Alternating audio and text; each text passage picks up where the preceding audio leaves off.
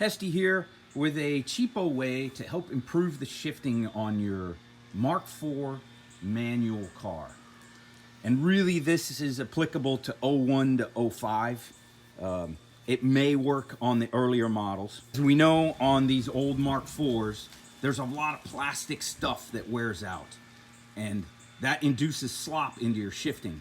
Now, in the shift box itself is a bunch of bushings to check. On top of the transmission, you have these guides, and then there's plastic sleeves that slide on these guide pins. Those are places to check too, but today we're just going to talk about these cable end links.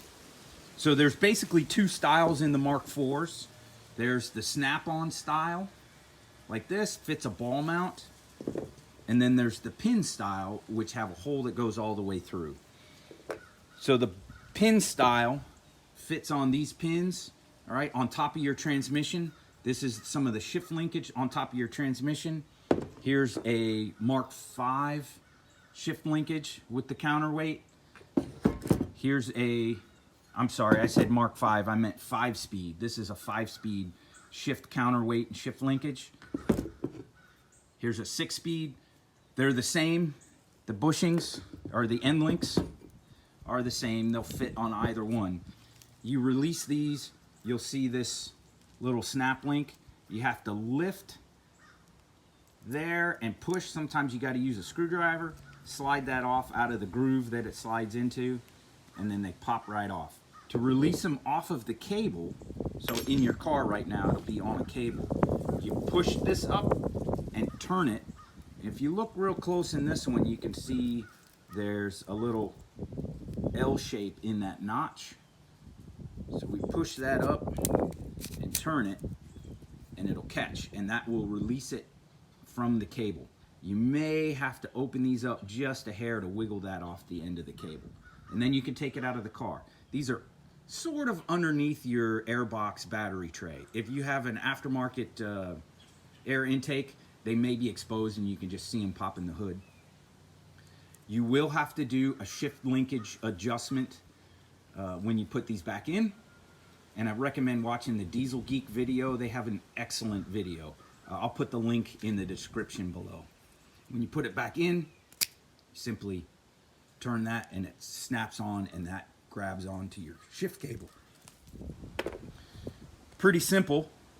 I clean them out real well, and then I fill them with an adhesive. Now this one's just done, so the adhesive is still curing. So step one, clean it out real well, and I usually use brake cleaner and a wire brush. And just scrub down in there the best you can.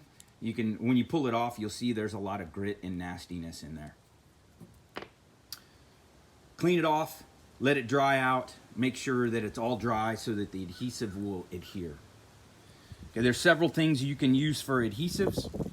I particularly like this PL Marine from Loctite.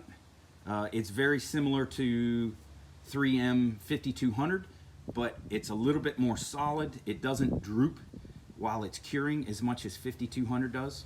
And it seems to put up pretty well, and it's a hair cheaper. 3M makes 5200. This stuff is fantastic. This is the Fast Cure 5200. If you're gonna get 5200, I recommend Fast Cure. Keep in mind, Fast Cure means about 24 hours, whereas the standard stuff is 36 to 48 hours. So when it says Fast Cure, that's not something you're gonna do in a day. You have to leave these off your car to get it to cure all the way. You do not wanna put these in and start using them before this is cured. This is excellent stuff. I highly recommend it. Very, very messy. You gotta wear gloves and have plenty of extra rags and maybe some Q-tips hanging around to clean up, because it strings and just gets everywhere. Kind of messy to work with. The other thing that happens is it droops very, very slowly as it's curing. So you may have to tape over these surfaces, because as it's sitting this way curing, it'll droop out. So you can do one side and then wait your 24 to 36 hours for it to cure, and then flip it and do the other side, or you can tape it off. There are tiny pass-throughs in there where it will droop through.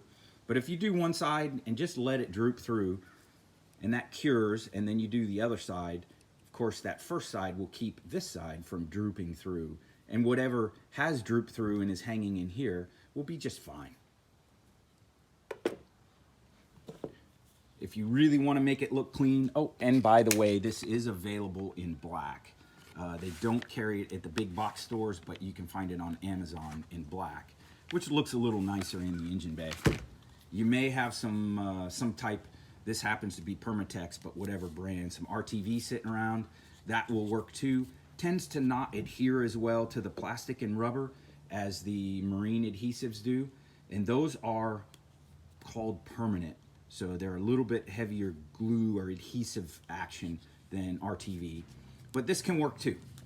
And really, you're probably going to get 4 or 5 years out of this. So the difference in adhesive between an RTV and a marine adhesive probably isn't that significant. All right, so that's the materials I use. Then I use a small screwdriver. Of course, you can use the nozzle tip to shoot it into those holes as best you can. And then I use a small screwdriver to kind of pack it in there, paying attention to these. You can flex it over a little bit and shoot some down into that crack, and then flex it the other way, shoot some down into that crack, and then you can kind of smooth it back over.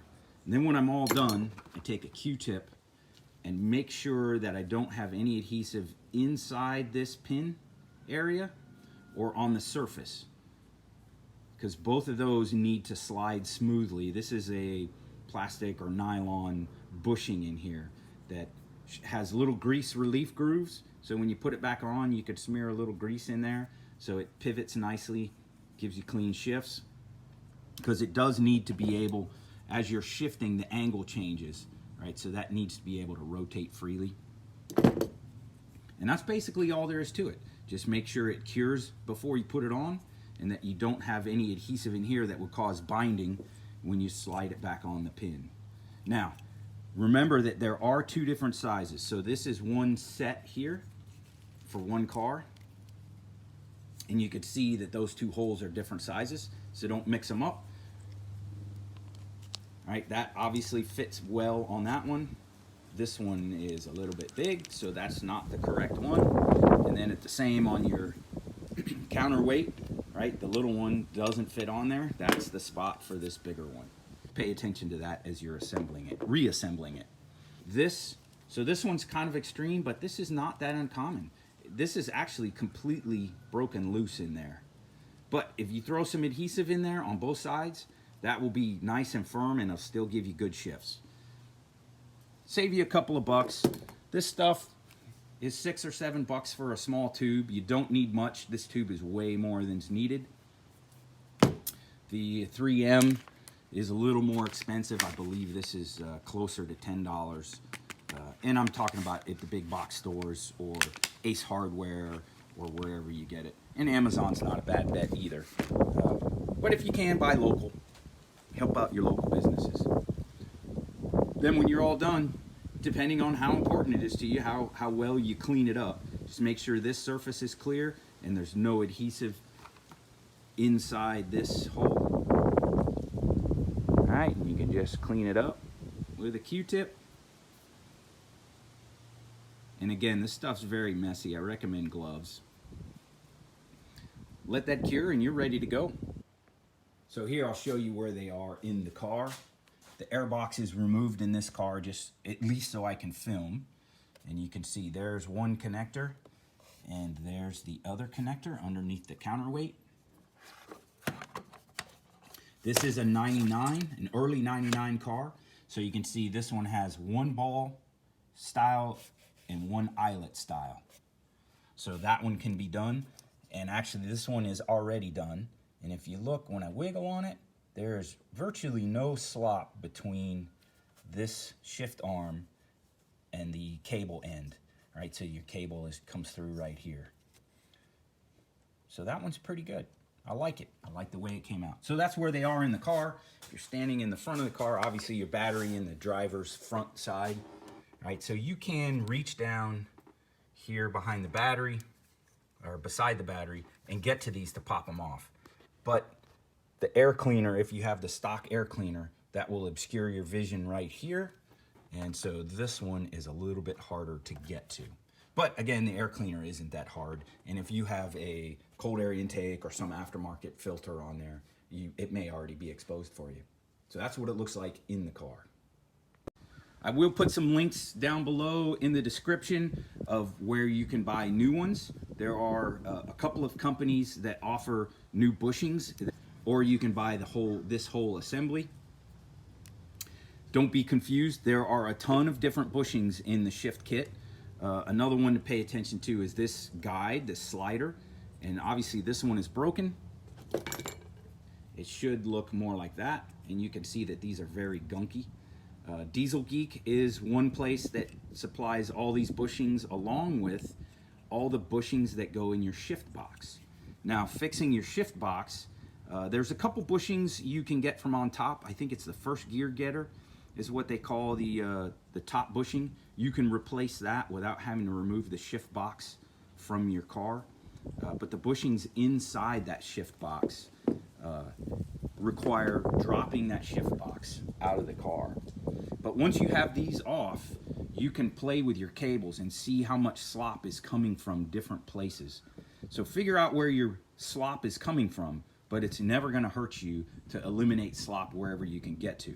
And I like this trick just because it's really easy. You don't have to take the car very far apart to get to these. You may have to take out your air cleaner, or if you have pretty good arms, you can reach underneath there and get them out. So, good luck with your project. I hope this helps you make your car a little more enjoyable to drive. Thanks for watching. Like and subscribe.